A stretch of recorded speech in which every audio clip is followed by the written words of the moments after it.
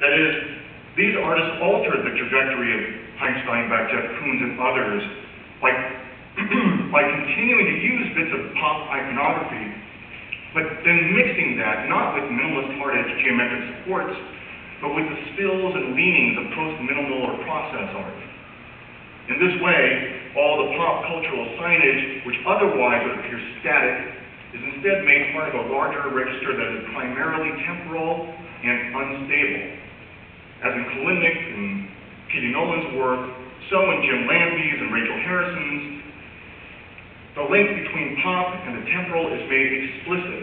Mobility is often a repeated motif in the new bricolage. You can see here with the Jim Lambie on the left, the use of these shoes as a kind of really low pedestal for the paint structure. With Harrison, she often uses mailing packages, shipping packages as pedestals.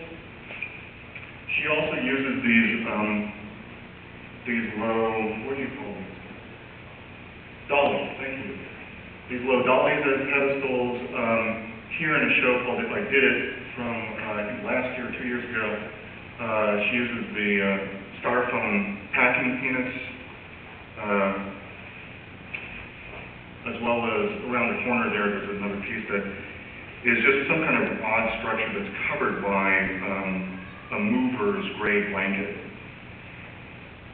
Here, pop becomes a matter not so much of legibility, not about decoding signs, but more about the more temporal tropes of embodiment, experience, action, mobility, and practice.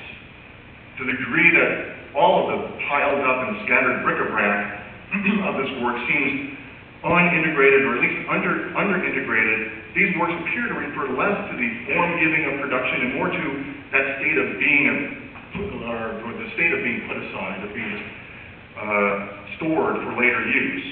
This then is work that seems to precede the production process. At the same time, to the extent that what's highlighted here are outtakes from consumer culture that appear to have been recycled, to have already suffered the temporal wages of entropy and age, the work also seems to post-date consumption. That is, the former opposition between the studio-made artwork as aligned with production versus the appropriated shopping mall commodity as emblem of consumption here collapses. Instead, the new bricolage sculpture, but also most art today, comes out of thrift stores, out of used record shops and used bookstores, out of Google, eBay, and Home Depot. If there's a place then that these artworks conjure and hark back to, it's a place that's neither just about production or consumption, but rather some other register that serves as a diffuse and unsystematic backdrop for both, and that's also so singular as to evade or deflect the outright imposition of some socially purposeful, regimented production cycle. This diffuse, pervasive register, I think, is what gets called everyday life. And indeed, a lot of the work in these recent sculpture shows is filled with the telltale indexes of everyday life. The errant food, tossed off clothing, objects that are usually found in the closet or bathroom drawer or laundry room, items that belong to the everyday plane of creaturely existence, the mostly unconscious level of material culture. Indeed, the director of the London Institute of Contemporary Art, Philip Dodd, described this kind of work back in 2003 as, in his words, bedroom art. He called it, quote, grubby, less designed, more do-it-yourself.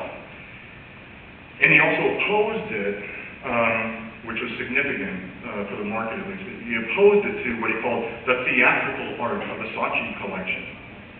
Now what makes the new sculpture, this sculpture here, less theatrical than a lot of 80s art, is that it's often made up of components that don't seem worthy of the displayed cases and spotlighting employed by Heinz Steinbeck and Jeff Koons or Damien Hirst. Rather than advertised and displayed, these are objects that one imagines were stumbled upon or found. Their status seems to vacillate between the ready-made and the chance object, or rather between the utter indifference and uninterest with which Marcel Duchamp supposedly viewed the objects he selected for his ready-mades, and the psychic surprise and deep investment that Martin found objects of André Breton's surrealists. Thus, the objects that make up the new bricolage are either too mundane or too peculiar to show up on the radar screen as social meaning, as if they were unworthy of or irreducible to a dominant language or code.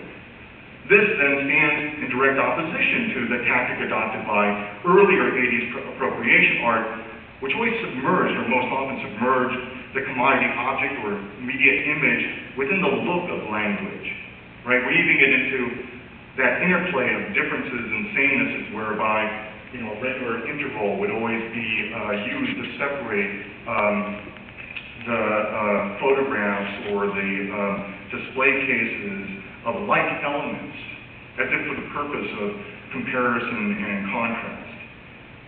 Instead, bricolage art seems to collapse in on itself and thereby extinguish orderly separations and distinctions, while the items it tends to accumulate are so disparate as to defy any overarching code that could make social meaning out of them, that could redeem them from the private and idiosyncratic. If 80s appropriation art seemed to surrender itself to and thus make conspicuous the determinations of such an overarching synchronic code or dominant meaning system, the new sculpture highlights instead the diachron of objects, a sense of their history and biography, the narrative such objects recite about how over the years they've swerved in and out of the marketplace, they've fallen into use and then disuse and back to use again, a narrative of the different practices that they've facilitated. The new sculpture thus takes on the role of something like speech in relationship to language. It privileges not static system or code, but the temporal improvisations of syntax, the individual inflections and materiality of something like personal voice. Turning away from the rhetoric of retail display, these items are more singular and poetic. Seeming found and stumbled upon, they are more overheard than heard. So this then would be in reverse to the thing I was talking about earlier, this tendency of critical thinking as featured in art magazines today, as it sheds its claims to independence and interiority and becomes more dependent on communicational interface and feedback. But I would insist that these objects still appear as commodities. They're still objects intended for exchange.